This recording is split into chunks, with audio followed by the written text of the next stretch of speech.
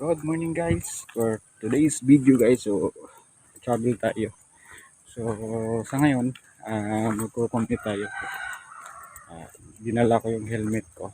So may promise kasi sa akin si Kuya before guys na tutuparin niya.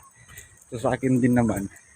So masaya ako kasi kala ko nga joke lang yung sinabi niya sa akin before pero tinupad niyo pala. So kaya dinala ko itong helmet na to. So alam niyo naman siguro kung ano yung ibig sabihin kaya ko dinala dahil sa caption natin o title ng video natin ngayon. So ngayon guys, pupuntahan ko si Kuya. Biyahe ako pala na. So commute muna tayo.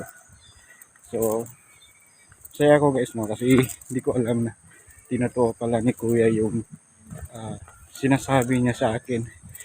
Kasi sa akin lang naman before, basta gumaling lang ako, okay na kahit na wala siyang ibigay sa akin as long as na maging okay na ako. So ito pala yung sinabi niya sa akin before guys. Papakita ko na lang kasi naka-screenshot kasi ito. So ayan guys. So ayan.